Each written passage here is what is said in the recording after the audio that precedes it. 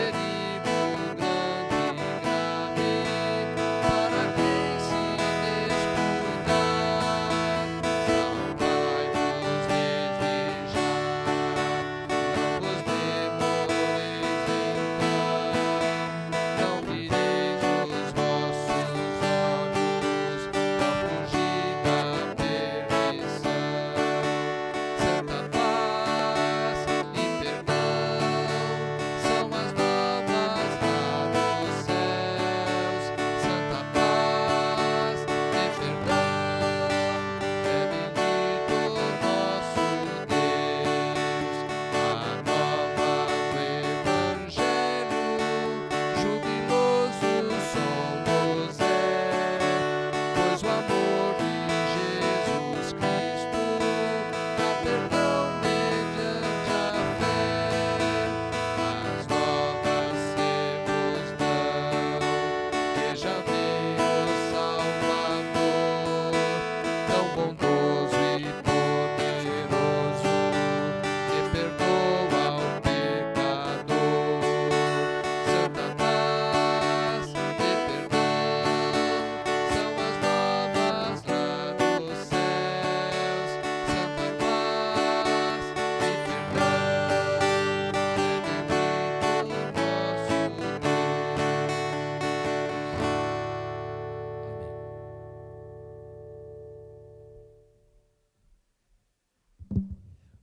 Amém. Amém. Como é bom louvar e engrandecer o nome do nosso Deus, né? Então, caminhando então para o estudo de hoje, né? Nós iremos começar, já que nós vamos falar da oração do Pai Nosso, né? Os textos que o autor colocou foi Mateus 6, né? E Lucas 11, né? Vamos ver um pouquinho da perspectiva judaica sobre a oração. Qual que é a perspectiva judaica sobre a oração? Os judeus do Antigo Testamento desejavam orar porque acreditavam que Deus queria que eles se aproximassem dele. Então eles oravam com o sentimento de se aproximar de Deus como Pai, né? Eles não temiam a Deus como os pagãos, que tinham medo dos seus deuses, né? Que sacrificavam os seus filhos aos outros deuses, né? Com medo daquele Deus não abençoar, com medo daquele Deus se irar, né? Na verdade, os rabinos diziam que aquele que é santo anseia pelas orações dos justos. Eles, sem dúvida, extraíram essa verdade do Salmo 145, 18. O Salmo diz o seguinte: perto está o Senhor de todos os que o invocam. Nenhum judeu verdadeiro, que tivesse um espírito correto, jamais duvidou da prioridade que Deus dava à oração. Os rabinos estavam certos em acreditar que a oração não era apenas uma comunicação com Deus, mas também uma arma poderosa, capaz de liberar o seu poder. É como eu falei, né, no outro estudo que eu estive dando.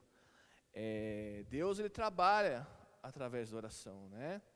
Por exemplo, no exemplo de Elias, por exemplo, que era um homem sujeito às mesmas tentações do que nós, e ele orou e a chuva não caiu por 3 anos e meio. Depois ele orou novamente e a chuva caiu. Se analisarmos as escrituras, veremos que Deus sempre trabalhou também através da oração. O que podemos falar também, por exemplo, do rei Ezequias. Isaías chegou lá e falou: prepara a sua casa, porque o Senhor vai te recolher, você vai morrer. E qual foi a atitude dele? Virou para a parede, contristado, arrependido, e orou ao Senhor. E antes do profeta sair, o Senhor deu mais 15 anos para ele. Então, o verdadeiro judeu, na época, no Antigo Testamento e tudo mais, ele tinha essa concepção que Deus trabalhava através da oração. Ele tinha essa concepção que a oração era uma arma poderosa de Deus. A essência do entendimento judaico. Qual que é a essência do entendimento judaico? A palavra de Deus esclarece que o Senhor queria ouvir as orações do povo. O Salmo 65, versículo 2 diz: ó tu que escutas a oração, a ti virão todos os homens. Ou seja, Deus, ele se interessa em ouvir a nossa oração. Um comentário judaico sobre trechos do Antigo Testamento diz o seguinte a respeito do Salmo 65, versículo 2, que eu acabei de citar: um mortal não pode compreender uma conversa em que duas pessoas diferentes estão falando ao mesmo tempo. Então, duas pessoas falando ao mesmo tempo, nós não sabemos qual é o tipo de conversa, não temos essa capacidade. Mas com Deus, não é assim. Todos oram diante dele, e ele entende e recebe todas as suas orações. Interessante, né? Para Deus não existe essa barreira de idioma, não existe a barreira, né, do preconceito. Ele ouve todas as orações ao mesmo tempo, né? Ele tem essa capacidade, né? Os homens podem se cansar de ouvir as pessoas, ou seja, uma pessoa falando muito tempo, talvez os irmãos cansem de me ouvir também falar, nesse pouco tempo que eu estarei com os irmãos, mas Deus não é assim. Mas os ouvidos de Deus nunca se sacram. Ele nunca fica entediado com a oração dos homens. Então, isso já tira aquela concepção que muitos têm, né? Que, na verdade, eu não vou orar porque eu não vou incomodar a Deus. Eu já vi essa frase. Não vou orar porque eu não vou incomodar a Deus com esse problema, né? Com esse negocinho que eu tenho, é muito pouco. Mas não, irmãos, é justamente isso. Tudo nós temos que colocar diante do Senhor. Toda a nossa ansiedade, tudo que nós temos que colocar diante do Senhor, que Ele realmente deseja ouvir a nossa oração. Ele deseja, na verdade, ouvir o clamor dos nossos corações. Os professores judeus foram ainda mais longe, ensinando as pessoas a orar constantemente e a evitar o hábito de orar somente quando precisavam de alguma coisa ou estavam desesperadas. Então, os professores judeus do Antigo Testamento, né, eles ensinavam dessa forma, que as pessoas deviam orar não só quando precisavam de alguma coisa ou estavam desesperadas. As pessoas deviam orar sem cessar, sempre. E esse ensinamento, né, o Senhor Jesus e os apóstolos, eles afirmam, né, orar sem cessar, né. O Talmud, a compilação das tradições rabínicas, diz: honre o médico antes de precisar dele. Grande frase, né? Interessante isso, né? Não só honrar o médico quando se precisa dele, mas honre o médico antes de precisar dele. Aquele que é santo diz: assim como é meu ofício fazer cair a chuva e o orvalho, e fazer crescerem as plantas para o sustento do homem, assim sois vós obrigados a orar perante mim, e a louvar-me consoante as minhas obras. Não deveis dizer: estou em prosperidade. Por que razão deveria orar? Mas quando o infortúnio cair sobre mim, então virei a suplicar. Então esse ensinamento fica claro, né? Que na verdade eles ensinavam mesmo a pessoa a orar sempre, não somente nos momentos de necessidade, né? Essa é a perspectiva correta. A oração não deveria ser usada somente para pedidos de emergência, como muitos de nós fazemos, né, irmãos? Somente quando precisamos pedir algo, né? E tudo mais, chegamos ao Senhor, né? Ela deveria ser uma conversa ininterrupta, ou seja, orar sem cessar, construída com base em uma comunhão viva e amorosa com Deus.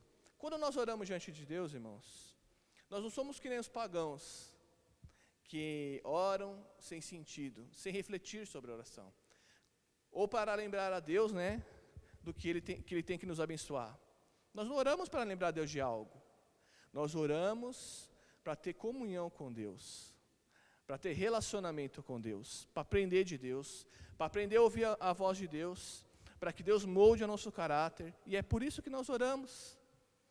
Interessante, nós temos amigos, vamos dizer, por exemplo, eu tenho um amigo, no qual eu não converso com ele, esse amigo meu vai ficar muito chateado comigo.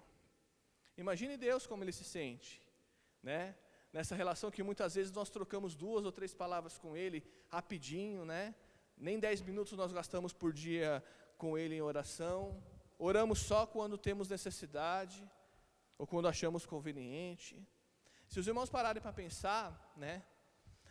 Nós sempre temos algo para agradecer, pelo sol que veio sobre nós, pela chuva, pelos livramentos do dia, por não estarmos, vamos dizer, no nosso contexto com Covid, né?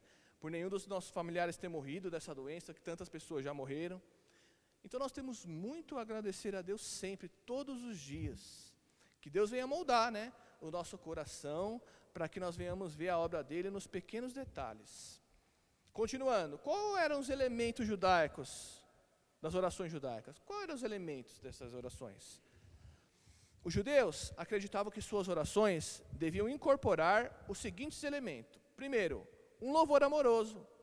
Para o judeu verdadeiro, a oração tinha que ter um louvor amoroso. O salmista disse: bendirei o Senhor em todo o tempo, o seu louvor estará sempre nos meus lábios. Salmo 34, versículo 1. O Salmo 51, versículo 15 diz: abre, Senhor, os meus lábios, e minha boca manifestará os teus louvores. Segundo lugar, louvor. Segundo lugar, gratidão. Agradecer a Deus por tudo que Ele tem feito, e ações de graças. Jonas disse: mas com a voz do agradecimento eu te oferecerei sacrifício. Jonas 2, versículo 9. Quando estamos vivendo um relacionamento com um Deus de recursos celestiais, ou seja, recursos que não se escassam, né? que tem toda a riqueza, né? Sempre haverá algo pelo qual devemos agradecer a Ele. Então foi o que eu falei, né, irmãos? Sempre tem algo que nós podemos agradecer a Deus. E é interessante que nós temos que, como é que eu posso dizer? Nós temos que educar o nosso cérebro a isso, a agradecer. Porque é uma tendência nossa mesmo, irmãos, nós vemos o lado ruim das coisas. É difícil nós olharmos para uma pessoa e vemos o lado bom das coisas, ou para as circunstâncias e vemos o lado bom das coisas. Então nós temos que realmente que pedir para que Deus molde o nosso coração, para que nós venhamos ver o lado bom de todas as coisas, e agradecer a Deus por tudo que Ele tem feito, nos mínimos detalhes. Tinha reverência também, que nos nossos dias tem se esquecido muito, né? Os santos do Antigo Testamento não entravam desrespeitosamente na presença de Deus, tratando como se Ele fosse um homem, ou qualquer pessoa. Eles entravam diante dEle com reverência, reconhecendo que quando oravam, ficavam face a face com Deus Todo-Poderoso. Olha, eles tinham reverência diante de Deus, né?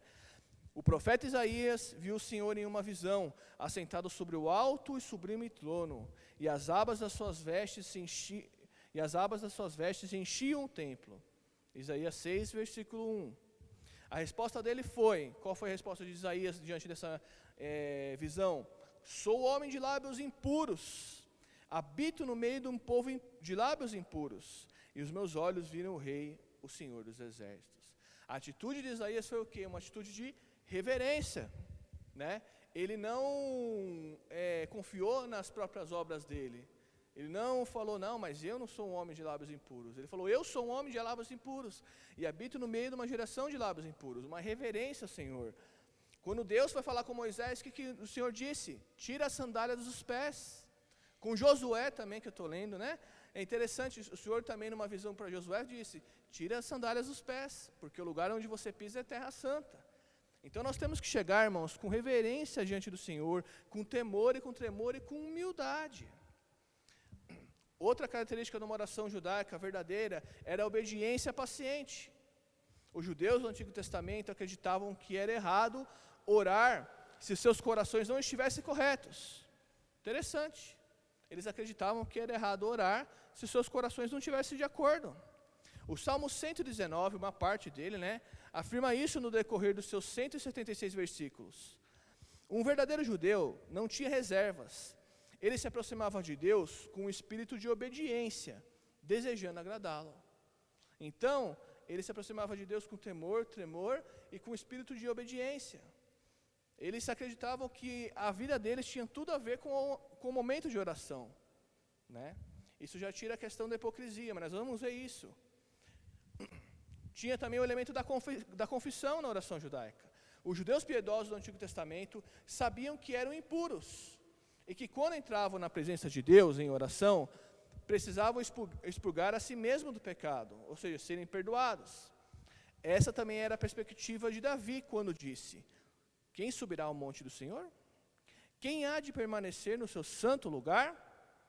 O que é limpo de mãos e puro de coração. Salmo 24, versículo 3 e 4. Somente aqueles que foram purificados do seu pecado têm direito a entrar na presença de Deus. E nós, né, irmãos, fomos purificados pelo sangue do Cordeiro. Então, por isso que nós oramos no nome do Senhor Jesus. É Ele que nos purifica de toda injustiça. É Ele que perdoa o nosso pecado e nos dá condições de entrar na presença de Deus, que é todo santo. A oração judaica também era uma oração altruísta. Tinha um altruísmo também. Os judeus tinham um senso de solidariedade que nós não conseguimos compreender. A forma de governo da nação era teocrática, ou seja, Deus era o centro, Deus era o rei, né? Governo dirigido por Deus. O fato de Israel ainda existir como nação mostra a vitalidade com que eles se agarraram à preservação daquela identidade nacional. Por causa desse sentimento, suas orações incluíam o bem da comunidade e não estavam limitadas ao indivíduo. Ou seja, eles oravam pela nação, eles oravam pelos irmãos, eles oravam pelos outros, né? Eles não oravam só por si mesmos. Interessante isso. Aqui entra, né, a questão que nós já vimos, né, da intercessão dos homens de Deus. De Abraão, de Moisés, que nós já vimos também, né? Aqui entra essa questão. Muitos de nós vamos à presença de Deus com pronomes pessoais em nossas orações. Eu, mim e meu. Falamos ao Senhor sobre nossas necessidades e problemas, sem pensar nos outros membros do corpo de Cristo. É uma grande verdade, sejamos sinceros, irmãos. Muitas vezes nós chegamos diante de Deus com uma oração egoísta. As minhas necessidades. E pedimos algo para nós, pedimos, agradecemos, mas somente por nós. Esquecemos de orar pelo nosso irmão, pela nossa irmã que está mais fraca. Esquecemos de orar pelos nossos missionários. Esquecemos de orar pela nossa nação, que tanto precisa de oração. Porque a palavra de Deus nos declara, feliz a nação cujo Deus é o Senhor. E eu creio que no Brasil ainda, Jesus não é o Senhor do Brasil todo. Porque se fosse o Senhor do Brasil todo, não haveria tanta corrupção, não haveria tanta coisa errada. Então o Senhor Jesus ainda não é o Senhor do Brasil todo. Se fosse, o Brasil seria uma nação modelo, com certeza, porque feliz a nação cujo Deus é o Senhor. Então aqui fica uma lição para nós, né? Nós devemos orar não somente por nós mesmos, nós devemos orar pelo corpo de Cristo, nós devemos orar pelos irmãos que estão necessitados, devemos mesmo interceder por aquelas pessoas que precisam. E se nós pararmos para pensar, sempre existe alguém que precisa de oração, né? Outra característica de uma oração judaica era a humildade. Um verdadeiro judeu comparecia diante do Senhor em oração para submeter-se à sua vontade. Olha, o sentimento do verdadeiro judeu na oração era esse, se submeter à vontade de Deus. Não era que Deus se adequasse à vontade deles, mas que eles se adequassem à vontade de Deus. A maior ilustração dessa submissão vem do coração do judeu mais verdadeiro que já existiu. Quem é? Jesus. Em sua oração, no jardim do Getsemane, ele disse ao Pai, não se faça a minha vontade, mas sim a tua.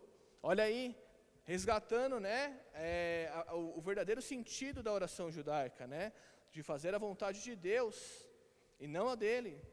Quando oramos, em vez de pedir ao Senhor para fazer a nossa vontade, devemos nos conformar à vontade dele. Devemos pedir-lhe para operar a sua vontade através de nós e nos dar graça para usufruir dela. Então a nossa oração, irmãos, também tem que ter esse elemento. Nós devemos buscar de coração mesmo, não só com os nossos lábios. Porque às vezes com os nossos lábios nós falamos, seja feita a tua vontade. Mas às vezes com as nossas atitudes, nós negamos essa afirmativa. Falamos com os nossos lábios, faça-se a tua vontade, mas nas atitudes muitas vezes nós fazemos a nossa. Então, a nossa atitude tem que estar de acordo com o nosso procedimento. Faça-se a tua vontade, e nós devemos realmente lutar para fazer a vontade de Deus. Aprender a ouvir a voz de Deus na oração, né? Nós falamos muito na oração, mas poucas vezes nós paramos para ouvir. E ouvir não a nossa voz, mas a voz de Deus. Deus quer falar conosco. Mas será que nós estamos com o coração preparado para ouvir a voz dele? E última questão da oração judaica, conteúdo, né, era a perseverança, que Jesus também, nós vamos ver, né, que Jesus também ressaltou. Os judeus, realmente cristãos do Antigo Testamento, ensinavam que a oração deveria ser persistente. Depois que os filhos de Israel adoraram o bezerro de ouro, Moisés orou por 40 dias seguidos para que Deus os perdoasse. Olha que interessante. Depois do bezerro de ouro, Moisés orou 40 dias seguidos para que Deus perdoasse. Ele perseverou em oração. Nós devemos ser perseverantes em oração, irmãos. Não devemos desistir. Principalmente quando temos uma falha, a qual o Senhor tem que trabalhar. Muitas vezes nós desistimos, achamos que o Senhor não ouve, mas nós devemos insistir, persistir. Não que o Senhor não ouça, mas que tenha o tempo certo dele. Então nós devemos sim persistir na oração. Aí nós vimos, em primeiro lugar, qual era o modelo real de um verdadeiro judeu, do judeu cristão, né, de oração. Agora nós vamos ver a deturpação rabínica da oração. Então nós vamos ver como os rabínicos, né, eles deturparam a oração, como eles se distanciaram, né, desse modelo tão maravilhoso de oração. Apesar dessa tão grande herança, diversos erros penetraram sutilmente na vida de oração do povo de Israel. Alguns desses erros foram identificados. Por exemplo, a oração se tornou um ritual. Olha um erro. E é interessante que esses erros foram penetrando sutilmente, né? Interessante isso. As palavras e as formas de oração eram estabelecidas, passando simplesmente a serem lidas ou repetidas de cor. As orações facilmente se tornavam uma rotina, um exercício religioso semiconsciente, capaz de ser recitado sem qualquer envolvimento mental ou apaixonado por parte do indivíduo. Nesse sentido, nós entendemos muito bem que o Senhor Jesus fala, não useis vãs repetições, né? Então a oração tinha se tornado um ritual. Nesse sentido, eles não eram tão diferentes dos pagãos. Eles recitavam as orações já feitas, né, pré-determinadas, sem nenhuma reflexão, sem nenhum envolvimento com Deus. Olha que interessante, irmãos. Nós podemos estar orando sem nenhum envolvimento com Deus. É interessante notar isso. As orações formalizadas mais comuns eram o Shema, por exemplo, um composto de frases selecionadas de Deuteronômio 6, do versículo 4 ao 9, e do versículo 11 até o 13, e do 13 até o 21. Em Números também, né? Eles tiraram de Números 15 também.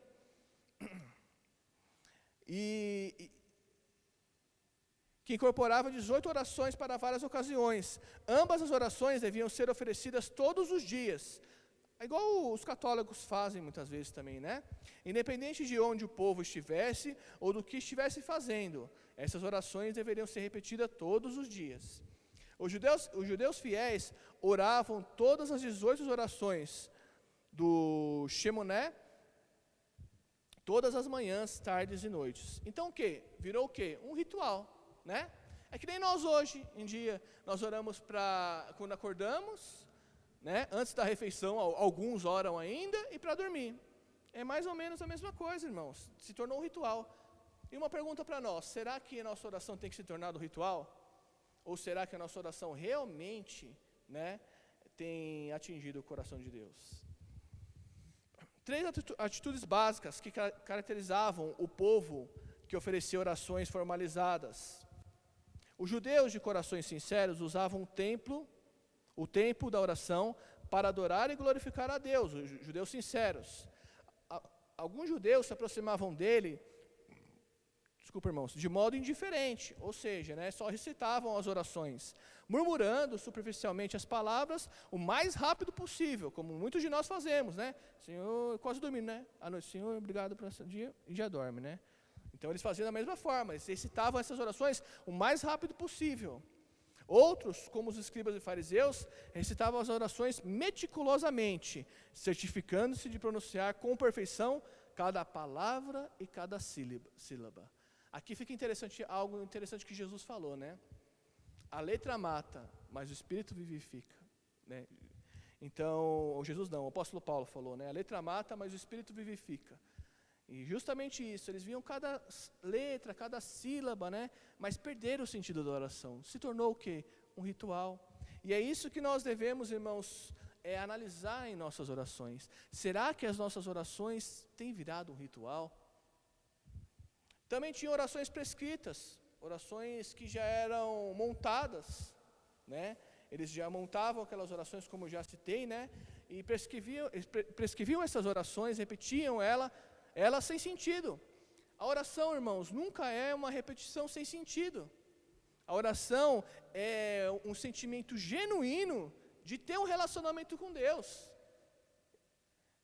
Isso é oração, um sentimento genuíno de ter um relacionamento com Deus, de ter um relacionamento com esse Deus que nos chamou de amigos. Jesus falou, né? Vós sois meus amigos se fizer o que vos mando, porque tudo que eu soube do meu Pai vos fiz saber. Orações longas, isso aí Jesus também vai falar, né?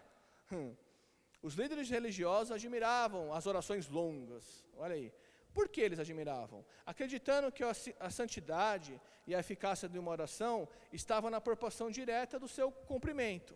Então eles acreditavam que quanto mais longa a oração fosse, mais santidade o indivíduo tinha, mais relacionamento com Deus o indivíduo tinha. Mas Jesus advertiu quanto aos escribas, que para justificar fazem longas orações. Ou seja, eles faziam realmente longas orações. Aos olhos dos homens, como os irmãos podem ver no texto, eles eram justos e santos, porque faziam longas orações. Mas Jesus falou que eles faziam orações vazias. Jesus falou que eles eram hipócritas, né, porque eles faziam orações para se mostrarem, orações sem sentido, repetições sem sentido. Embora uma oração longa não seja necessariamente insincera, ela empresta a si mesma tendências perigosas, como a pretensão que eles tinham, a repetição, que também tinham, e a rotina, ou seja, fazer sempre as mesmas orações, estando sujeitos às mesmas tentações estamos sujeitos às mesmas tentações nos dias de hoje, quando frequentemente confundimos verbosidade com significado e cumprimento com sinceridade. Então, irmãos, nós não podemos julgar se uma oração, vamos dizer, é forte ou não, é boa ou não, pelo cumprimento da oração, pelo tamanho dessa oração. Às vezes 2 ou 3 palavras que falamos valem mais do que 1000 palavras. E às vezes, irmãos, Deus ouve a voz do nosso coração, não dos nossos lábios. Quem ouve a voz dos lábios são os irmãos, nós mesmos. Mas Deus ouve a voz do coração. Sendo assim, às vezes até as nossas lágrimas são uma oração muito melhor, né, do que aquela oração longa. Não estou dizendo com isso, irmãos, que os irmãos devem orar menos. Em outros estudos, eu enfatizei, né, que nós devemos sim ter um tempo com Deus e um tempo maior. Eu estou dizendo que nós não devemos usar esse pretexto de orar, do tempo de oração, né, para mostrar que somos mais santos, ou para mostrar que temos mais relacionamento com Deus. Outra característica da oração deturbada é que eles oravam para ser visto e ouvido pelos homens. Aí, ó.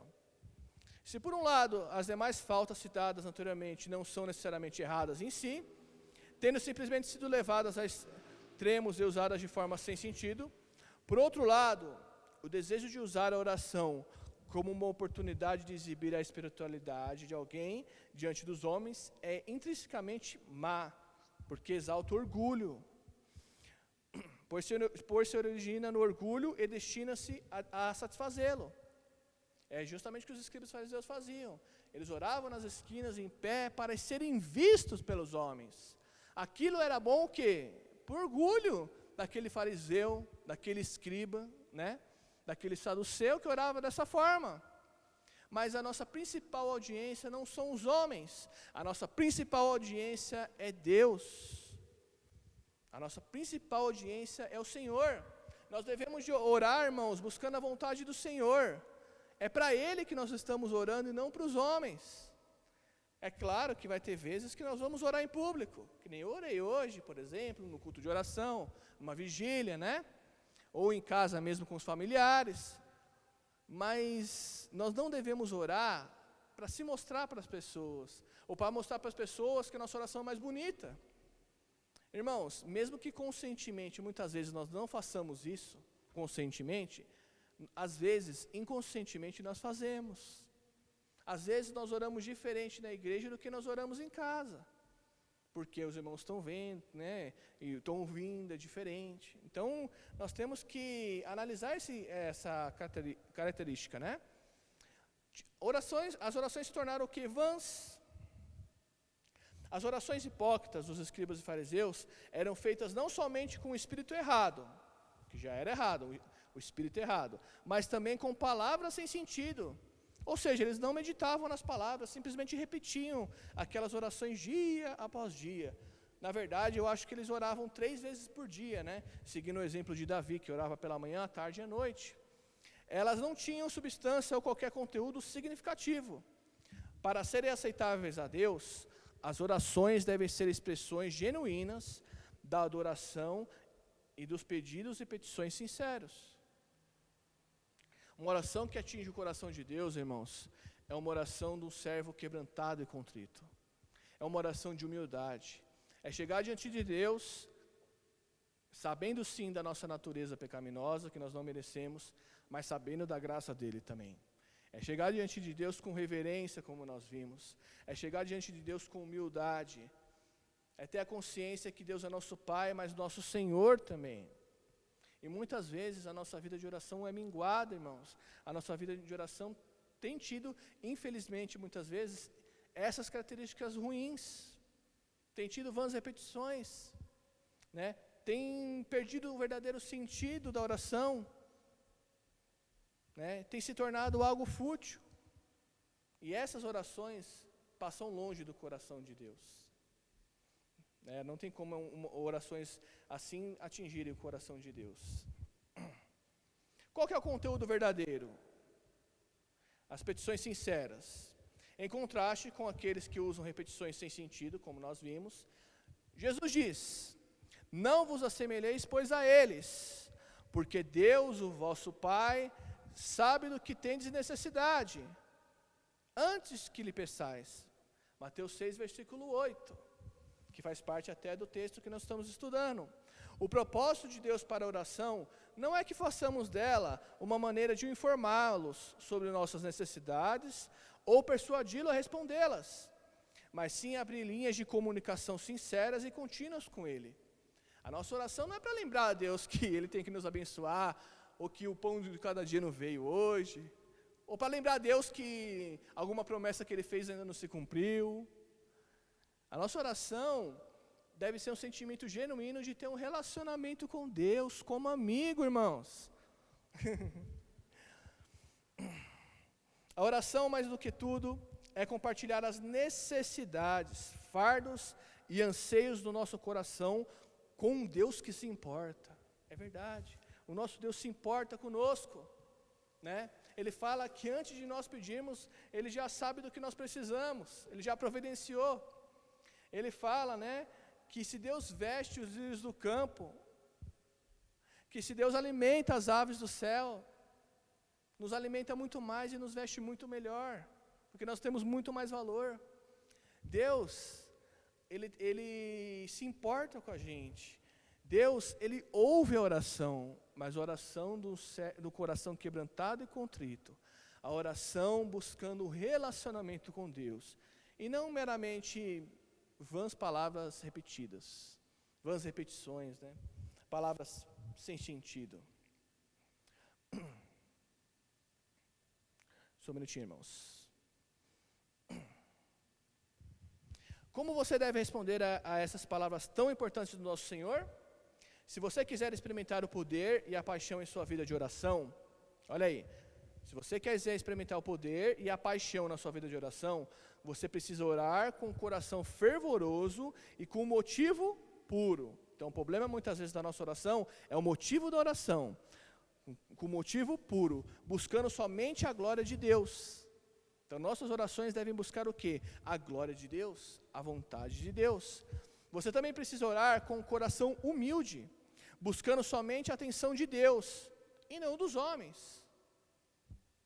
Finalmente, você precisa orar com o coração confiante, sabendo muito bem que Deus já sabe do que você precisa, né?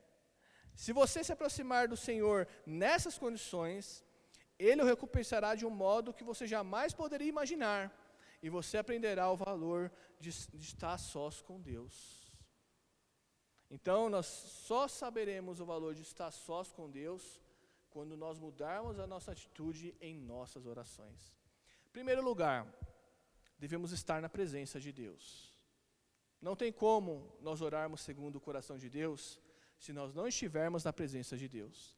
E quando eu falo estar na presença de Deus, para nós cristãos, é estar em comunhão com Deus e com os irmãos. Estar na presença de Deus é permanecer em santidade, sem a qual ninguém verá o Senhor, sem a qual ninguém vai andar com o Senhor, ninguém pode andar com o Senhor sem santidade. É claro que o nosso Deus é tão misericordioso, que mesmo sem santidade, Ele ainda continua, né, abençoando, Ele ainda continua nos buscando, né. Mas é interessante que se nós não estivermos em comunhão com Deus, se nós não estivermos cheios do Espírito Santo, nós não conseguiremos ter orações apaixonadas. Nós não conseguiremos ter orações que atingem o coração de Deus. Porque o nosso coração vai estar nas coisas terrenas e não nas coisas de Deus. E automaticamente ao orar, se orarmos, né? Nós vamos orar pedindo coisa para nós mesmos. Nós não vamos orar pelo corpo de Cristo, nós não vamos orar pelos missionários, nós não vamos orar buscando a vontade de Deus. Só ora buscando a vontade de Deus quem realmente está na presença de Deus. Aí ele ora que nem Jesus orou, não faça-se a minha vontade, mas a tua. Apesar daquele momento a vontade de Deus ter sido dolorosa, com certeza, a cruz do Calvário, vontade dolorosa. E muitas vezes na nossa vida, irmãos, a vontade de Deus não vai ser simples, vai ser dolorosa também. Mas nós precisamos nos submeter à vontade de Deus, para que assim Ele venha nos tornar instrumentos da sua glória. Vamos entrar rapidamente aqui na oração do Pai Nosso em si. Então, até agora nós vimos essa questão da verdadeira oração do judeu, como ela foi deturpada, por que o Senhor Jesus fala que eles são hipócritas, né? Porque o Senhor Jesus fala que eles não deviam usar vãs repetições. Então, até aqui nós entendemos esse aspecto. Agora, de forma sucinta, nós vamos entrar um pouco na oração do Pai Nosso. Eu destaquei algumas características interessantes da oração do Pai Nosso.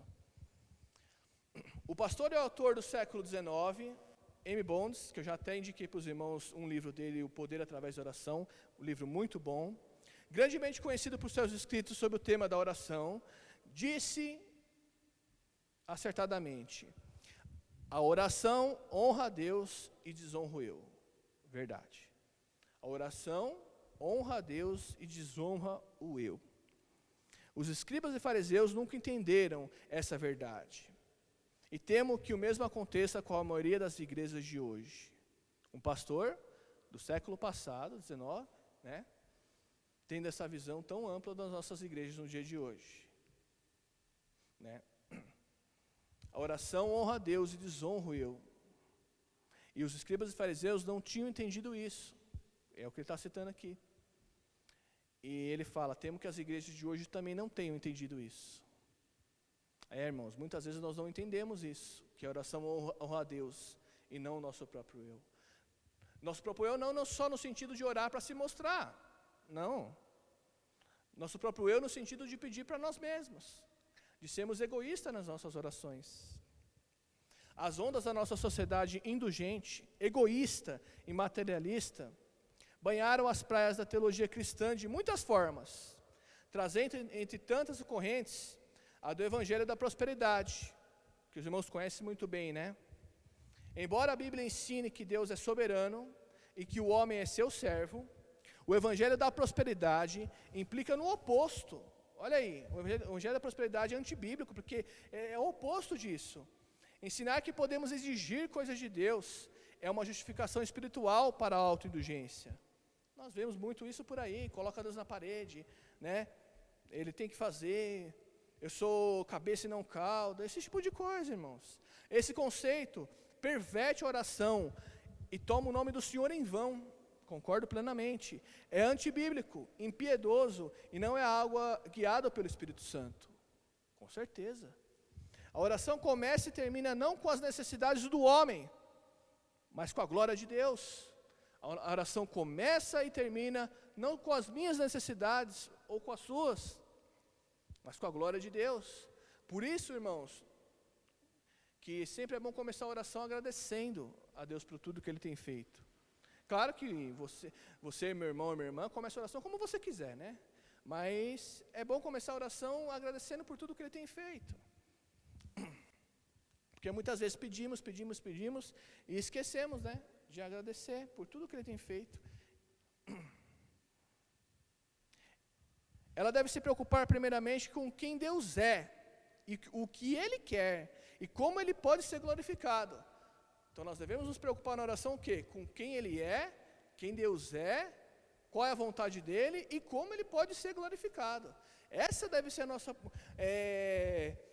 o nosso sentimento na oração. Aqueles que ensinam algo diferente disso não estão preocupados com a extensão do reino de Cristo, ou com a glória do nome de Deus, mas com o crescimento do seu próprio império e com o cumprimento dos seus próprios desejos egoístas. Tal ensino ataca o coração da verdade cristã, o próprio caráter de Deus. É verdade? Então nós vemos que várias, entre aspas, que eu não posso nem chamar de igreja, eu não gosto nem de chamar de igreja, mas várias igrejas por aí com essa teologia da prosperidade se tornaram empresas. Ali na Mateu Bem mesmo, não vou citar nome, tem 2 igrejas, uma na frente da outra, parede com parede. Não tem visão do reino de Deus. Para que 2 igrejas do mesmo local, se as 2 estão glorificando o nome de Deus? Por que não manda uma igreja lá para a Etiópia? Por que não manda uma igreja lá para a África, que precisa de tantas igrejas? Então, realmente, perdeu o sentido, né, da expansão do reino de Deus. Virou algo assim somente para, realmente virou uma empresa, né? Acreditar que Deus é realmente algum tipo de gênio da lâmpada, a espera para conceder cada desejo nosso, foge do ensinamento claro das Escrituras, é contra as Escrituras. Muitos santos do Antigo Testamento certamente tinham motivos justos para pedir a Deus que os livrasse de circunstâncias más. No entanto, eles buscavam glorificar a Deus e seguir a sua vontade. Vamos ver alguns deles? Lembrando do que acontecera enquanto ele estava dentro de um grande peixe. Jonas disse, dentro do peixe, no profundo inferno, que ele fala, né? Eu me lembrei do Senhor, e subiu a ti a minha oração. E subiu a ti a minha oração no teu santo templo. Com voz de agradecimento, eu te oferecerei sacrifício. O que votei e pagarei, ao Senhor pertence a salvação. Quando Jonas aparentemente tinha um bom motivo para pedir a Deus para tirá-lo do grande peixe, ele simplesmente exaltou o caráter de Deus.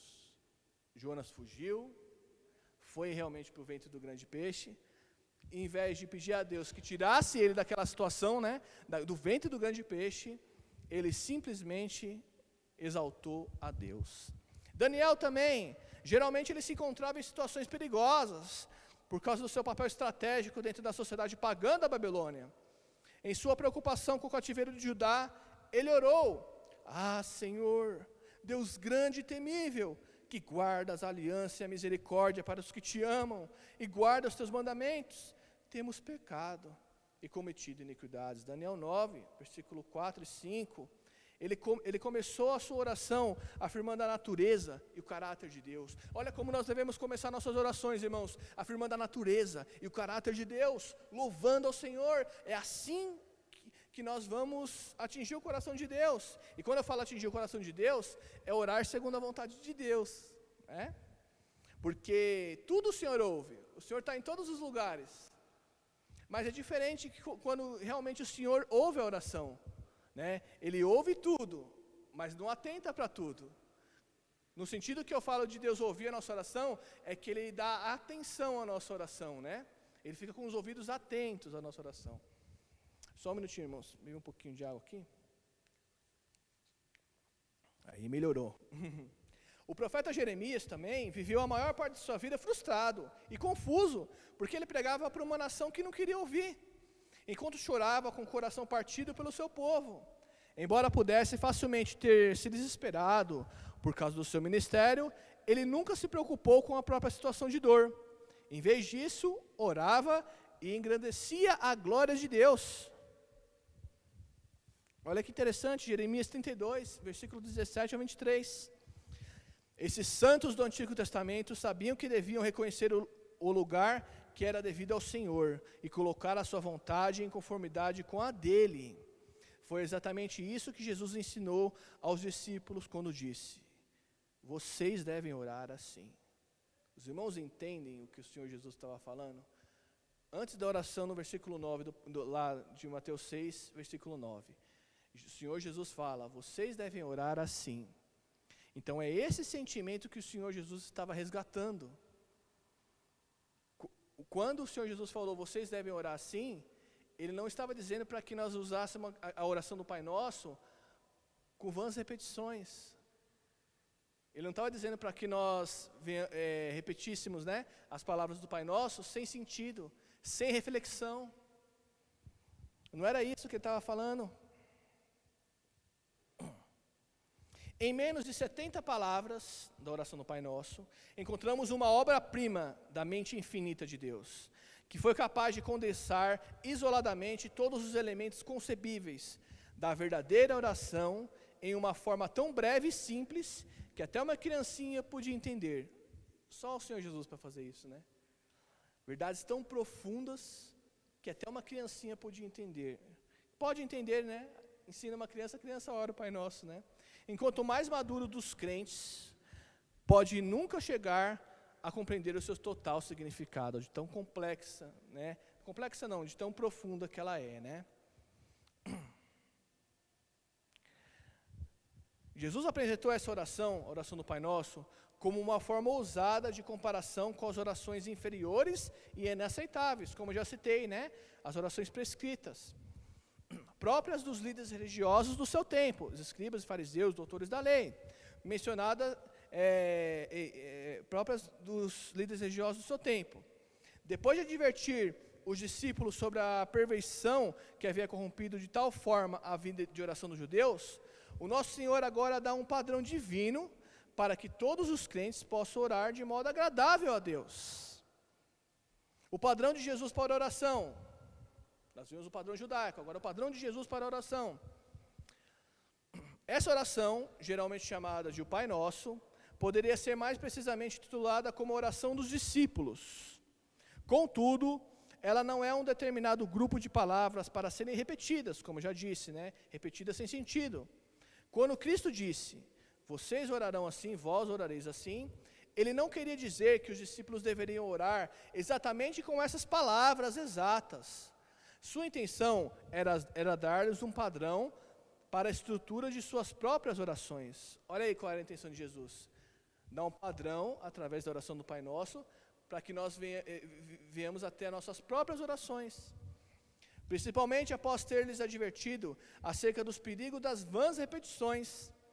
Isso não quer dizer que você não deva recitá-la, como fazemos com tantas passagens das Escrituras. Memorizá-la é na verdade útil, para que você possa meditar nas suas verdades, enquanto formula seus próprios pensamentos. A oração do Pai Nosso é, sobretudo, um modelo que podemos usar para dar direção ao nosso próprio louvor a Deus. Adoração e petições.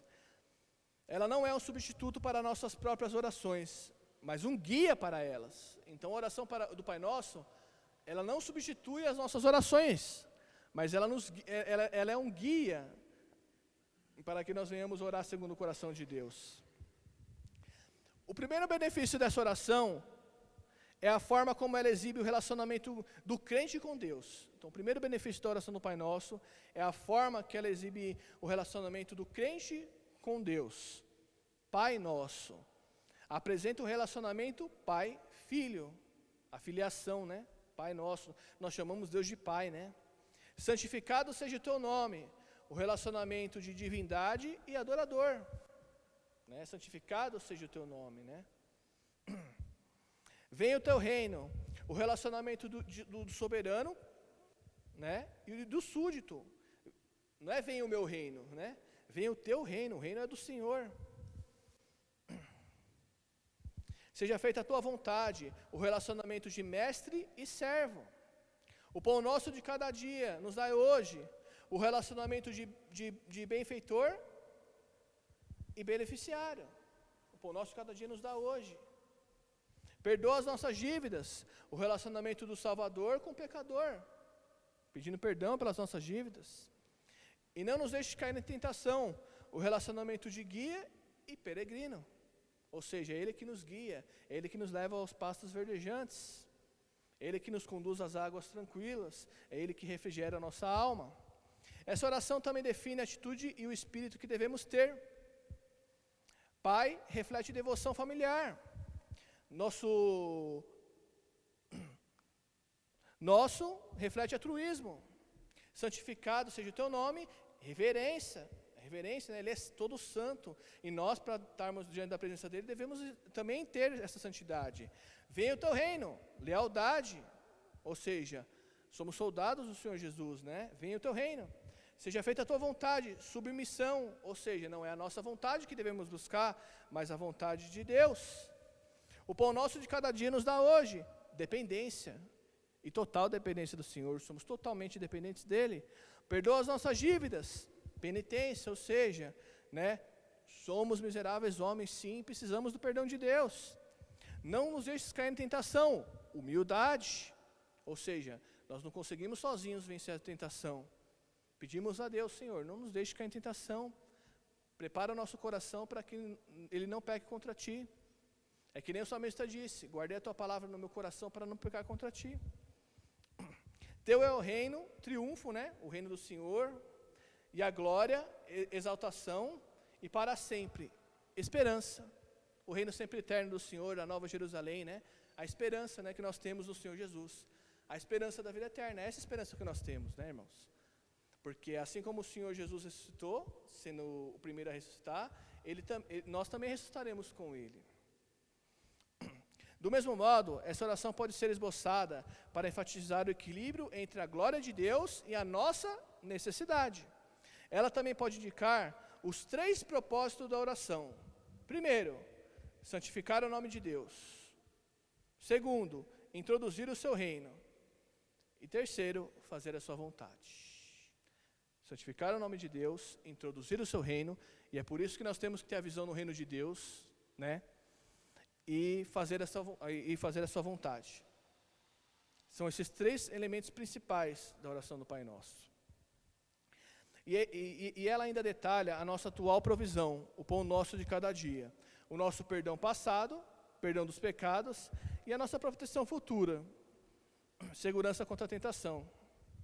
Não importa o quão perfeito seja este padrão do Pai Nosso, devemos nos lembrar das advertências anteriores do nosso Senhor quanto à nossa atitude na oração, que eu já falei para os irmãos, vãs repetições, né, oração sem sentido.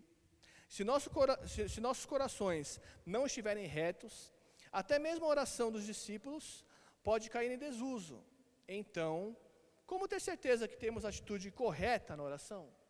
Como nós podemos ter certeza que nós estamos tendo a atitude correta na oração, irmãos?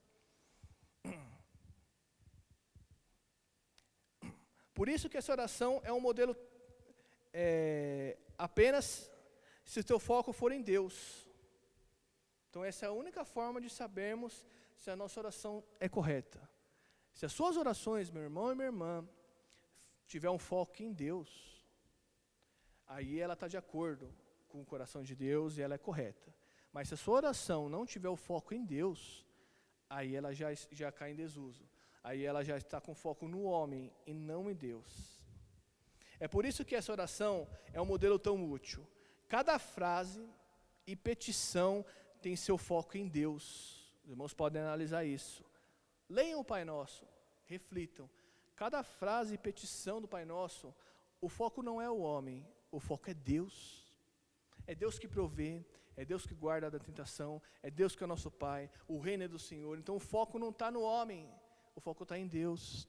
Levando em conta, né, que os judeus daquela época, pelo menos os escribas, fariseus e tal, eles tinham perdido esse sentido do foco em Deus. Jesus vem resgatar, né, vem levar novamente a nação, né, a ter o foco em Deus. Sua pessoa, nos seus atributos e nas suas obras.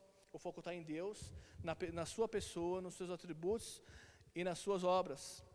Impedimos nossas orações de serem hipócritas ou mecânicas quando colocamos nosso foco em Deus e não em nós mesmos. A verdadeira oração vem de pessoas humildes que expressam absoluta dependência de Deus. A verdadeira oração vem de pessoas humildes que expressam absoluta dependência de Deus. E é isso que o nosso Senhor quer de nossas orações. Quanto mais tivermos pensamentos verdadeiros acerca de Deus, mais buscaremos glorificá-lo em nossas orações. O comentarista John Stott disse: quando nos dirigimos a Deus em oração, Não chegamos hipocritamente como atores, buscando aplauso dos homens, nem mecanicamente como tagarelas pagãos. Já a mente não está naquilo que resmungam, mas atentamente, humildemente e confiadamente, como criancinhas, junto ao Pai. Que Deus venha abençoar a vida de cada um dos irmãos, porque que vimos pedir a Deus, irmãos, que Deus nos dê esse coração de chegar diante dEle como criancinhas junto ao Pai, com total dependência dEle, com humildade. Que façam uma análise de como tem sido a sua vida de oração. Será que nós temos tido orações mecânicas? Será que a nossa oração está com foco em Deus mesmo? Nós devemos refletir e devemos ver aonde está o nosso coração, porque onde estiver o nosso coração, aí estará o nosso tesouro. Que Deus abençoe a todos, né? Esse foi o nosso estudo de hoje. Agora eu passo a palavra para o irmão Pedro e para o Mendes e continuaremos a louvar o Senhor.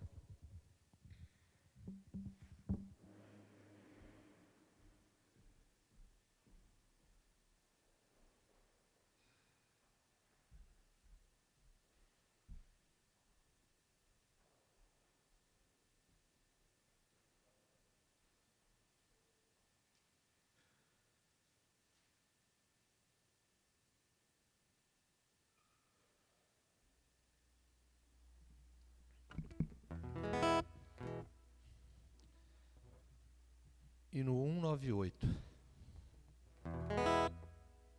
Mi, né?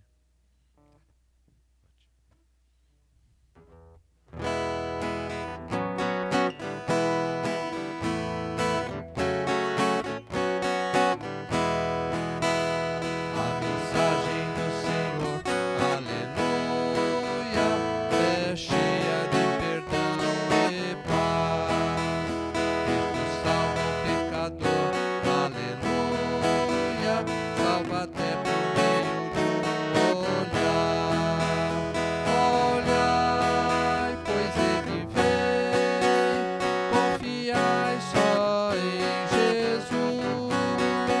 Ele salva o pecador, aleluia, salva até por meio de um olhar. Nossa culpa já levou, aleluia, Jesus a satisfez na cruz. Sua vida já entregou, aleluia, para vos apresentar a Deus. Olhai, pois ele vem, confiai só em Jesus. Ele salva o pecador, aleluia, salva até por meio de um olhar. Sua graça nos legou, aleluia, eterna vida lá nos céus. Confiai só em Jesus, aleluia, convertemos hoje mesmo a Deus. Olhai, pois ele vem, confiai só em Jesus. Ele salva o pecador, aleluia, salva até por meio de um olhar. Aceitai a salvação, aleluia, segui os passos do Senhor. Proclamai o seu perdão, aleluia, exaltai o grande Redentor. Olhai, pois ele vem, confiai só em Jesus. Ele salva o pecador, aleluia, salva até por meio de um olhar.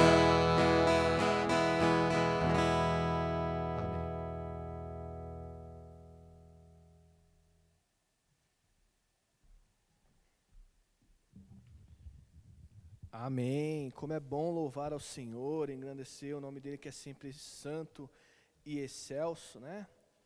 É um privilégio podermos louvar o nome do Senhor. E agora também continuaremos louvando e com os nossos corações abertos ao ouvir a voz do Senhor, através da palavra que o Senhor tem colocado em meu coração, para compartilhar com os irmãos nesta manhã. O texto que nós iremos refletir nesta manhã se encontra no Evangelho de Mateus, capítulo 18, tá? É um texto até conhecido, até muito conhecido, né? Mateus, capítulo 18, do versículo 21 ao 35. Então, Mateus 18, né? Do versículo 21 ao 35. Primeiramente eu vou ler somente o 21 e o 22, tá? E depois eu lerei responsivamente os outros. Então Pedro, aproximando-se dele, disse: Senhor, até quantas vezes pecará meu irmão contra mim, e eu lhe perdoarei? Até 7? Jesus disse: Não te digo até 7, mas 70 vezes 7. O perdão nasceu no coração de Deus. Primeiramente, é Deus que tem a iniciativa de nos perdoar. Foi Ele que nos buscou, foi Ele que nos comprou. Deus olhou a terra, como nós sabemos, e não viu um justo sequer. Romanos 3, 23. Mas pela sua misericórdia e pelo seu tanto amor que nos amou, né, enviou o seu Filho e nos buscou. Foi Ele que nos buscou, foi Ele que nos perdoou todos os nossos pecados. A ofensa realmente veio de nós. Fomos nós que ofendemos a Deus. Fomos nós que deliberadamente nos distanciamos de Deus. Mas contudo, o amor dele foi maior e ele nos perdoou. Então o perdão, ele nasce no coração de Deus. Assim, reconhecendo e aceitando este tão maravilhoso perdão, que é o perdão de Deus, devemos da mesma forma perdoar o nosso próximo. Nós só temos essa capacidade, irmãos, de perdoar de coração mesmo, o perdão verdadeiro, o nosso próximo, quando nós entendemos e aceitamos o perdão de Deus. Enquanto nós não entendemos e aceitarmos o perdão de Deus na nossa vida, é impossível ter um perdão genuíno. Muitas pessoas falam: mas é fácil perdoar. Não é fácil perdoar. Não é fácil. Tanto que não é fácil, que foi preciso o justo morrer pelos injustos, que somos nós. Foi necessário derramamento de sangue para o perdão das nossas ofensas. Não é simples, não é fácil. Não é fácil quando alguém faz algo grave contra nós. Pode ser mais fácil quando alguém faz uma pequena falta. E muitos até são intolerantes até pela pequena falta, né? Mas é muito mais difícil quando a falta é grave. E nós devemos reconhecer, irmãos, que a nossa falta diante de Deus é grave. Foi grave porque foi castigado em Cristo Jesus. Foi grave porque ele teve que suar gotas de sangue orando no Getsemane, sabendo do que ia passar. Foi grave o nosso pecado porque ele levou 40 chibatadas menos uma, quase morreu de tanto apanhar. Foi grave porque ele foi crucificado e morreu pelos nossos pecados. E os irmãos sabem disso, mas é bom lembrar que Jesus morreu pelos nossos pecados porque em tudo foi tentado, mas em nada pecou. E o apóstolo Paulo fala em Romanos 6 que o salário do pecado é a morte. Então, se Jesus não pecou, logo ele não tinha por que morrer. Então ele deu realmente sua vida por nós. E é isso que nós precisamos entender. Então o perdão nasceu no coração de Deus, direto para o nosso coração. Então, meu irmão, minha irmã, cuidado, nós iremos ver hoje. Se você não tem um coração perdoador, você tem que rever o seu relacionamento com Deus. Você tem que analisar se realmente você entendeu o perdão de Deus e aceitou esse perdão de Deus. Você tem que analisar realmente que se, às vezes você até aceitou o perdão de Deus, crê que Ele te perdoou, mas você não se perdoou ainda. Quantos de nós sofremos, irmãos, por não nos perdoarmos? O que o apóstolo Paulo falou? Aquele que está em Cristo, que recebeu perdão, nova criatura é. As coisas velhas passaram, eis que tudo se fez novo. Então não devemos ficar martelando naquilo que Deus já perdoou. E muitas vezes nós perdemos a alegria da salvação até por isso. Nós ficamos martelando, voltando, mas eu fiz isso, eu fiz aquilo. Se você já confessou a Deus, ou aquela pessoa que você fez ofensa, não tem por que você ficar dessa forma. Porque mesmo que nossa mente venha nos acusar, porque nossa mente nos acusa, Deus é maior que vai nos justificar. Porque aonde abundou o pecado, e realmente abundou, superabundou a graça. Olha aí, irmãos. Pedro, quando ele chega diante do Senhor, e fala, Senhor, quantas vezes devo perdoar meu irmão? Até 7 vezes. Ele achou que estava fazendo um bem. Ele achou que Jesus ia elogiar ele. É verdade, Pedro. A tradição judaica fala que até 3 vezes. Você está falando que vai perdoar 7 vezes? Você entendeu o que eu ensinei. Pedro achou isso, quando falou isso. Porque a tradição perdoava até 3 vezes. Ele estava perdoando o dobro disso, né? Um pouquinho mais do que o dobro. Mas a resposta de Jesus não foi essa. A resposta de Jesus foi, não te digo que até 7, mas 70 vezes 7. 70 vezes 7 dá 490 vezes. Olha como o nosso Deus é misericordioso e incompreensível, né? Quando o Pedro fala que o irmão vai pregar, a pessoa vai pegar contra ele até 7 vezes, ele não está mostrando humildade. Por quê ele não está mostrando humildade, Pedro? Porque ele achava que só o irmão dele podia pecar contra ele, mas ele não. Faltou humildade. Estava certo do que o seu irmão pecaria contra ele novamente. Tanto que ele falou, quantas vezes irei perdoar? Até 7. Então Pedro sabia, né, que esse irmão, essa pessoa ia pecar contra ele novamente. Mas achou que ele não ofenderia seu irmão. Ou seja, ele pensou que esse irmão pecaria contra ele e ele iria perdoar, mas de forma nenhuma ele poderia ofender esse irmão. Irmãos, todas as vezes que nós colocamos a confiança em nós mesmos e não em Deus, nós já estamos pecando. Todas as vezes que nós nos achamos forte, porque às vezes nós temos esse sentimento, né? Sou forte, estou firme em Deus, né? Eu estou em santidade. Cuidado, cuidado. Nós não somos fortes. A nossa força vem do Senhor, através da ação do Espírito Santo. Nós não temos força própria. Nós somos que nem a lua, irmãos, que somente reflete a luz de Cristo. Então, irmãos, nós não, nada por nós mesmos. O apóstolo Paulo também falou isso. Tanta obra que ele fez, tão usado por Deus que ele foi. Ele falou, o que eu faço não sou eu que faço, mas o Espírito Santo que habita em mim. A graça de Deus através de mim. Então é essa concepção que nós devemos ter, irmãos. Em segundo lugar, nessa afirmação de Pedro, ele pediu limites e medidas. Aí foi o erro de Pedro também. Faltou humildade, porque ele achou que só o irmão ia pecar contra ele e ele não. E ele também pediu limite. Ele falou até 7 vezes. Claro, porque a tradução falava 3 vezes, ele falou 7.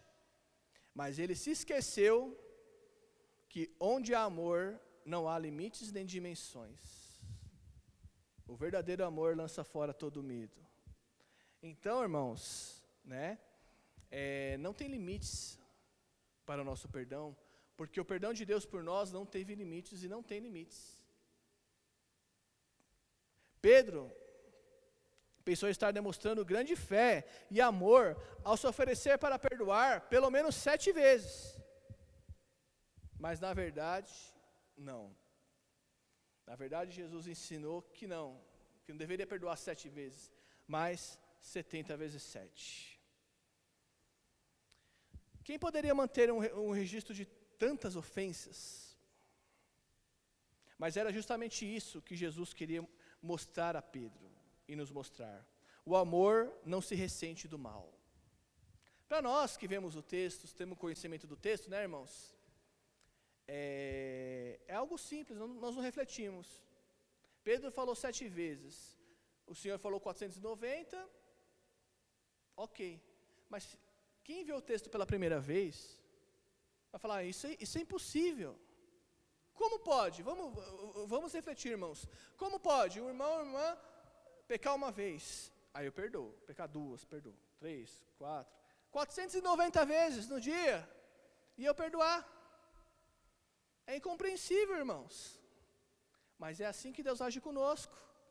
Todas as vezes que nós chegamos diante do trono da graça de Deus, confessando os nossos pecados, como diz 1 João 1,9, Ele é fiel e justo e amoroso para nos perdoar e nos purificar de toda injustiça.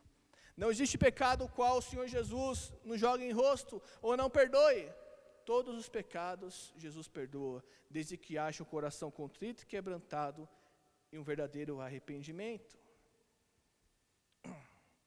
Quando tivermos perdoado um irmão tantas vezes, formaremos o hábito de perdoar. Verdade. Quando tivermos perdoado o irmão tantas vezes, formaremos o hábito de perdoar. Porém, Jesus não estava aconselhando um perdão indiferente ou superficial. O amor cristão não é cego.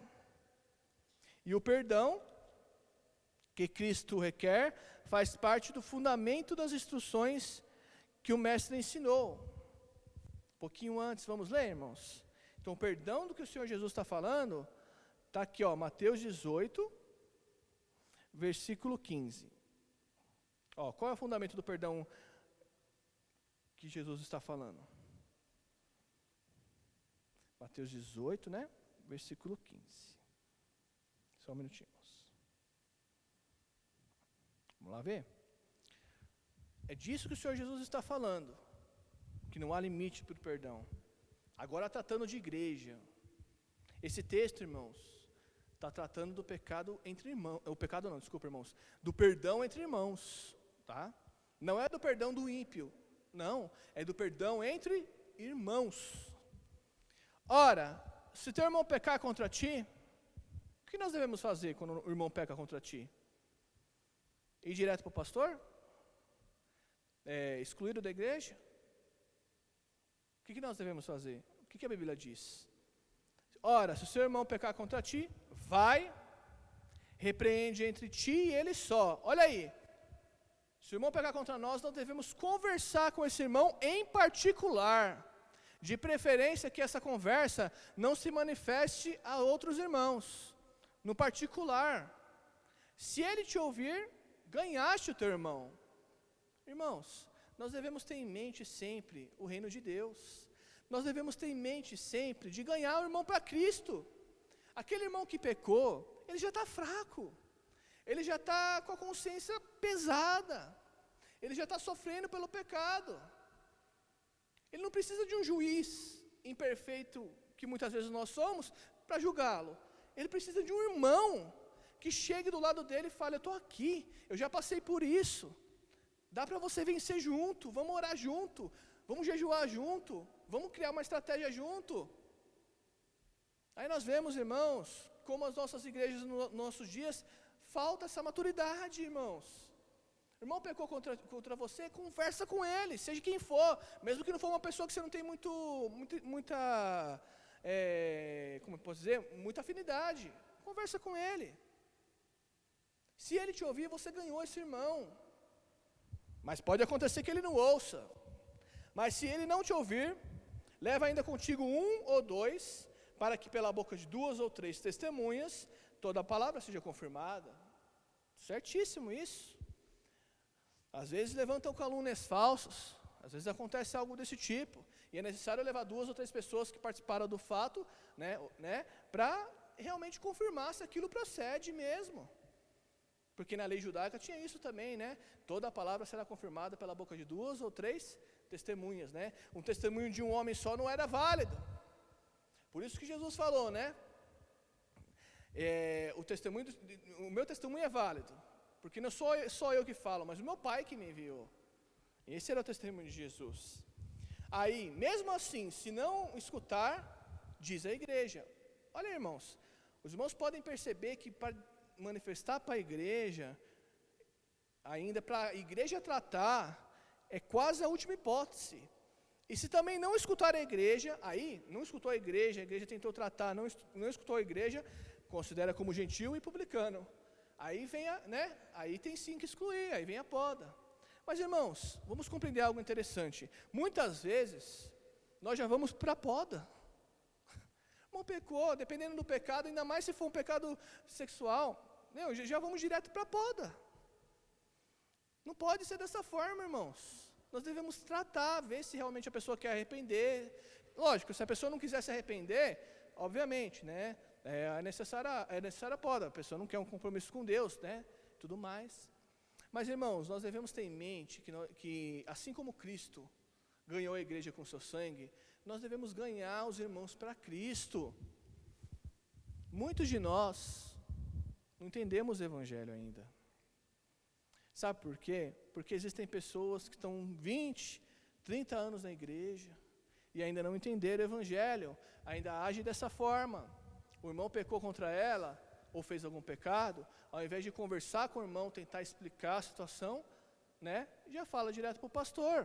O pastor falou isso há um tempo atrás aqui, faz um tempo já que ele falou sobre isso. Converse com o irmão, ganhe ele para Cristo, nós somos um corpo em Cristo Jesus, né? Então nós devemos tratar dessa forma. Então o que Jesus está falando aqui é do pecado entre irmãos, do perdão entre irmãos, aliás, irmãos. Jesus já sabia, né, que as igrejas ao longo dos séculos não iam ter essa maturidade. E é por isso que ele já cita isso. Se o irmão é culpado de um pecado repetidas vezes, sem dúvida, encontrará a força e o poder de que precisa para vencer esse pecado, se receber estímulo de irmãos amorosos e clementes. Então o irmão peca repetidas vezes, mas se ele encontrar irmãos amorosos, clementes, que não concordam com o pecado, vamos entender, isso não é concordar com o pecado, é amar o pecador. Porque nós falamos, irmãos, muitas vezes de boca cheia, eu amo o pecador e aborreço o pecado, mas quando o nosso irmão peca contra nós, mesmo uma pequena falta, nós agimos como juízes, querendo já excluí-lo do local, não querendo mais a companhia dele. Não é assim que nós devemos agir, irmãos. Não importa qual pecado o seu irmão tenha feito contra ti, qual pecado ele tenha praticado. Você também tem conhecimento das Escrituras. Chega no seu irmão, no particular, conversa com ele. Depois, se não der certo, 2 ou 3 testemunhas. Depois passa para o pastor, para a igreja cuidar. Aí se não deu certo, aí tudo bem. Os irmãos estão entendendo o que eu quero falar, irmãos? Está faltando amor no nosso coração, que é a principal característica de uma igreja de Cristo. A igreja de Cristo ela tem que ter uma marca. E uma marca que a igreja de Cristo tem que ter é o amor, irmãos. Se nós não conseguimos amar os nossos irmãos que estão conosco, nesse sentido, como nós vamos conseguir amar o ímpio, que faz coisas muito pior? Nós sabemos que existem maus testemunhos, nós sabemos que o joio está junto com o trigo, irmãos, mas nós devemos fazer o que o Senhor manda na sua palavra. E Ele manda conversar, e Ele manda tratar do irmão. Ao condenar o irmão, só incentivamos a mostrar o que tem de pior. Quando nós condenamos o irmão, seja ele quem for, nós só estamos incentivando ele a mostrar o que tem de pior. Mas, ao criar um ambiente de amor e de perdão, podemos ajudar a Deus a revelar o que há de melhor neste irmão. Então, quando nós condenamos o irmão, primeiro que nós não podemos condenar, que nós não somos juízes. Nós somos réus absolvidos, né? Mas quando nós condenamos o irmão, nós estamos incentivando ele a mostrar o que ele tem de pior. Ou seja, nós estamos, de certa forma, incentivando ele a ficar no pecado. Mas, quando nós agimos com amor, quando nós tratamos esse irmão, né, nós buscamos o que tem de melhor nesse irmão.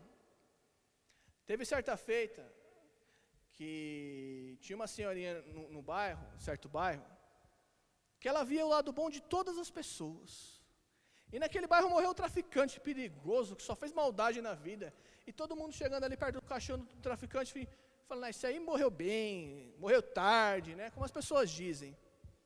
E a senhorinha chegou ali, olhou para ele e falou, ele assobiava tão bonito, ele tinha um assobio tão bonito. Eu acho, irmãos, que é isso que falta em nós. Tentar ver o lado bom das coisas. É claro, todos nós estamos propícios a errar. Todos nós estamos propícios a pecar, irmãos. Nenhum de nós somos perfeitos. O velho Adão ainda continua em nós. E quem somos nós, irmãos, para olhar com julgamento o nosso irmão? Não julgueis, o Senhor Jesus falou, não sou eu que estou falando, para que não sejais julgados. Porque com a mesma medida que vocês julgam, vocês serão julgados. Cuidado quando você julga o seu irmão. Tem uma grande possibilidade de você ser julgado. Porque quando você aponta um dedo para a pessoa, tem 4 apontando para você. Então, irmãos, nós devemos orientar com amor. Orientar com amor não quer dizer, repito novamente, que nós vamos coibir com o pecado, né? Ou aceitar o pecado, não. O pecado tem que ser tratado. Mas o pecador também tem que ser tratado, não somente o pecado. E eu vejo em algumas igrejas que só o pecado é tratado. O pecador, ele não é tratado. Ele é excluído. Quando uma pessoa, mesmo que chegar nesse, como posso dizer, mesmo que chegar nesse extremo, né, da pessoa ser excluída da igreja, ela não foi excluída do corpo de Cristo. Qual de nós pecamos e Deus não aceitou mais a nossa oração, ou nunca mais nos perdoou? Romanos 8:38, quem poderá nos separar do amor de Cristo? Nem nossos pecados podem nos separar do amor de Cristo. Se a palavra de Deus está dizendo isso, quem somos nós para dizer o contrário? Então mesmo, irmãos, né, que nosso irmão ou irmã estiver desligado da igreja, manda mensagem, continua praticando amor. Ele não foi desligado do corpo de Cristo, porque ele não é seu irmão só quando ele faz parte da igreja batista, na sua localidade, ou da igreja da sua localidade. Ele é seu irmão em Cristo, independente se ele foi para outra igreja, independente se ele não está mais na mesma igreja. Porque nós devemos ter isso em mente, irmãos. Tenham isso em mente. Ganhar o irmão para Cristo, né? Não perdê-lo para Satanás. Continuando então, irmãos, o texto, agora vamos entrar na parábola do Senhor. Depois dessa afirmação de Pedro, né? O Senhor cita uma parábola. Por isso o reino dos céus pode comparar-se a um certo rei, e esse rei é nosso Deus, que quis fazer contas com os seus servos. Deus é nosso rei soberano e nós somos seus servos. E começando a fazer contas, foi-lhe um que lhe devia 10.000 talentos, ou seja, uma quantia exorbitante, uma quantia impagável, 10.000 talentos, né? É muita coisa, eles não tinham como pagar. Interessante notar que nessa parábola, muito provavelmente, esse servo que devia 10.000 talentos para esse rei, esse servo, ele roubava esse rei. Talvez ele administrava, né, o reino desse rei, né, e ele tomava alguma parte para si. E assim ele ficou devedor, né, ficou devedor 10.000 talentos. E não tendo ele com que pagar, esse servo, o seu senhor mandou que ele, sua mulher, seus filhos, fossem vendidos, com tudo quanto tinha, para que a dívida se lhe pagasse. Naquela época era assim. Se o homem devia uma quantia que ele não podia pagar, era preso ele e a família. Então era justo que acontecesse isso, né? Então aquele servo, prostrando-se, o reverenciava, dizendo: Senhor, seja generoso comigo, e tudo te pagarei. Então o Senhor, daquele servo, movido de íntima compaixão, que pode ser empatia, tentar se colocar no lugar da pessoa, soltou e perdoou-lhe a dívida. Vamos analisar até aqui, irmãos, só um minutinho. Vamos analisar brevemente até aqui. Esse rei é o nosso Deus, seus servos somos nós. Essa dívida impagável, né, que esse servo não pode pagar, esses 10.000 talentos, é o nosso pecado. Nós não poderíamos pagar o nosso pecado. Foi Cristo que pagou o nosso pecado. E da mesma forma, esse castigo, né, que esse rei dá a esse servo, de prender ele e a sua família, representa a justiça de Deus na nossa vida, a ira de Deus. Porque antes de aceitarmos a Cristo, nós éramos filhos da ira, filhos da desobediência, é isso mesmo. E muitas vezes nós fazemos que nem ele. Chegamos diante de Deus, nos prostramos e pedimos perdão. E o Senhor perdoa, porque Ele nos ama, porque Ele quer ter um relacionamento conosco, porque Ele quer moldar a nossa vida. E muitas vezes, irmãos, a nossa atitude vai ser que nem desse servo agora.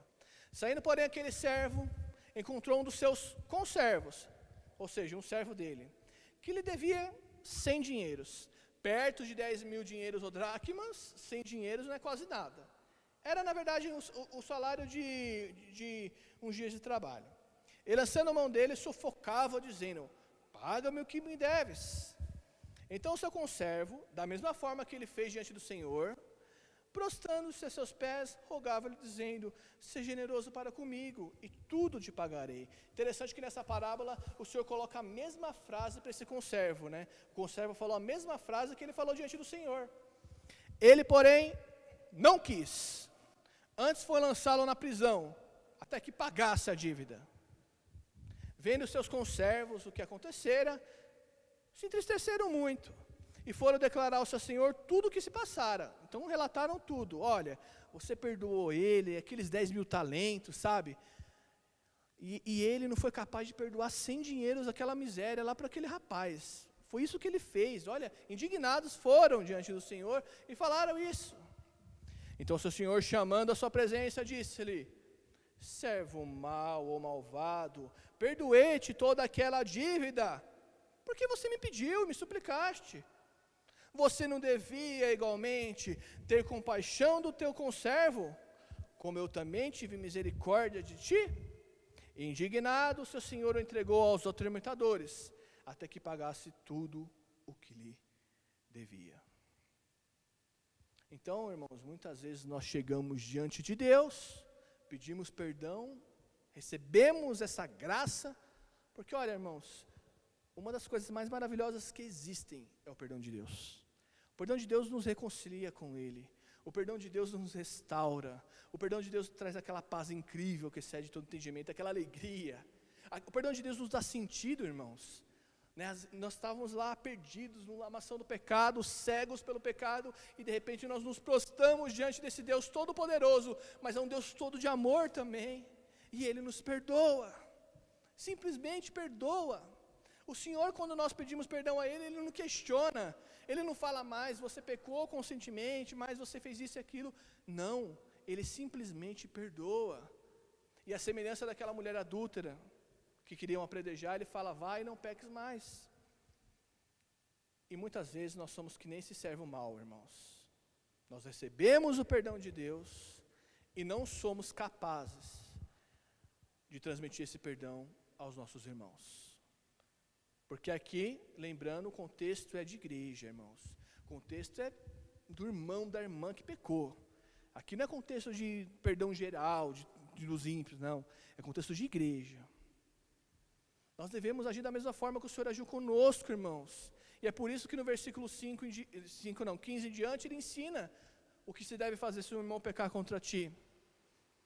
Esse servo foi, o outro lhe devia 100 dinheiros, que era uma pequena quantia. Ele poderia ter usado de compaixão, como muitas vezes nós, irmãos, podemos usar de compaixão e não usamos. A palavra de Deus declara que aquele que sabe fazer o bem e não faz, já peca. Olha aí como nós pecamos, irmãos. E nós recebemos o perdão de Deus e não somos capazes de dar esse perdão, somos rigorosos com os nossos irmãos, não temos compaixão deles. Quantos irmãos você tem mandado mensagem nessa quarentena? Quantos irmãos você tem ligado nessa quarentena? Quantos irmãos você tem perguntado? Eu sei que é uma pergunta mais particular e muitos irmãos são reservados, né? Meu irmão, está faltando algo na sua casa? Meu irmão, você está desempregado, está empregado, você está bem? Poxa, eu sei que nessa quarentena é difícil. Você pode ter fechado a tua empresa, pode ter sido mandado embora. Você está precisando de alguma coisa? Então, irmãos, falta isso mesmo, irmãos. Falta o amor. Como eu disse no começo, nós teremos essa capacidade de perdoar o nosso irmão quando nós reconhecemos o perdão de Deus. E muitas vezes nós agimos que nem esse servo. O irmão faz uma pequena falta que perto de todos os nossos pecados que Deus perdoou não é nada. É um pecado só, né? E aí muitas vezes nós somos duros, porque esse servo jogou aquele conservo ali na prisão, até que ele pagasse toda a dívida. Talvez ele estivesse pensando: é isso mesmo, se estava devendo, você vai me pagar agora. mas ele se esqueceu que o seu Senhor, que é soberano, perdoou uma dívida impagável dele. E é interessante que aí entra também o testemunho, né, irmãos? Quando nós agimos dessa forma ruim, dá um mau testemunho também para as pessoas de fora. A Bíblia fala o quê? Que veio os conservos, os servos dos servos, viram aquela situação, testemunho. E aí foram lá para o Senhor e falaram, olha, ele fez diferente, indignado. Então, irmãos, se nós agimos dessa forma que esse servo agiu, nós estamos dando até mau testemunho. Porque uma coisa é certa, as pessoas do mundo não vão ver o que nós fazemos de bem, nós somos espelho, vão ver o que nós fazemos de mal. Às vezes você pode ficar a vida toda na presença de Deus, uma vírgula que você tiver, a pessoa vai lembrar do quê? Daquela vírgula que você tiver. Isso é natural do ser humano. Nós não devemos ser assim, devemos ter maturidade. Por isso que Santo Agostinho ressalta o que a Bíblia ensina, que nós devemos orar um pelos outros. E a oração que Agostinho fala não é aquela oração assim, que nem nós oramos aqui hoje, não. É uma oração assim de pegar e confessar o pecado diante de Deus, né? Um para o outro. Essa é maturidade, né? Que nós não temos ainda. Não temos essa maturidade, irmãos. Porque automaticamente a nossa mente, dependendo do pecado que o irmão fez, vai estar lá, nossa, mas aquele irmão, eu nunca imaginei. Nosso pensamento não deve ser esse, irmão. Nosso pensamento deve ser qual? Nosso pensamento deve ser, poxa, eu também poderia ter caído, né? Graças a Deus eu estou na presença de Deus, mas eu vou ajudar esse irmão. Esse deve ser o sentimento. Porque nós não somos juízes. Nós somos apenas réus que fomos absorvidos pelo sangue do Cordeiro. Amém por isso.